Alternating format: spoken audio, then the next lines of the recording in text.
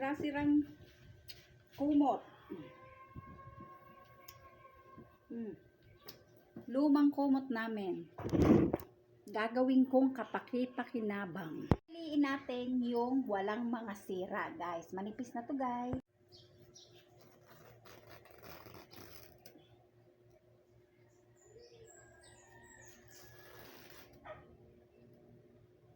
Tatahiin na po natin siya using my hand. Hati ko na, guys. Kinuha ko lang yung pwedeng pakinabangan. Mag-start na po tayo. Mamaya makikita nyo ang processing. Mga luma itong kumot. Nang nipis-nipis na. Puro sira. Galing pa ho to Nobeleta. Nakarating ng Davao.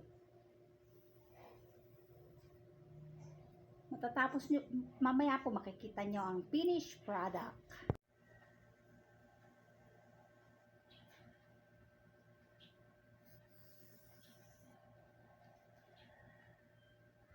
Kailangan doblehin ang tahi para hindi siya matanggal.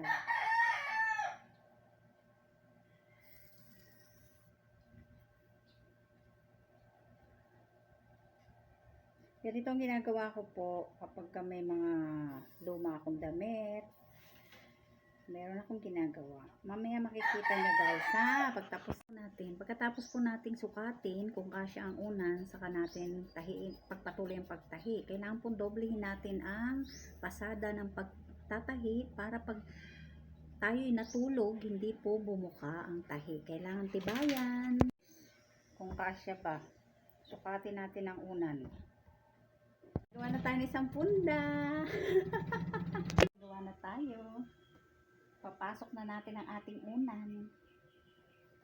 Meron na tayong isang punda. Gagawa pa akong marami, guys. Pero syempre, hindi na isa. Eto na ang aking isasara ko na lang, guys. O, diba? Eto, oh. Eto yung natapos ko sa ilalim. Eto yung bago.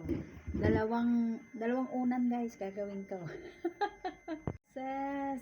Sis, oh, sinipag ako gawa mo. Oh, ere na. 2 punda magagawa ko. Ay, nakagawa na uli ako ng isa. 2 na sila. Eto yung sira. 2 na sila, guys. 2 na. Isasara ko na lang. Eto, tig-isa kami mag-asawa.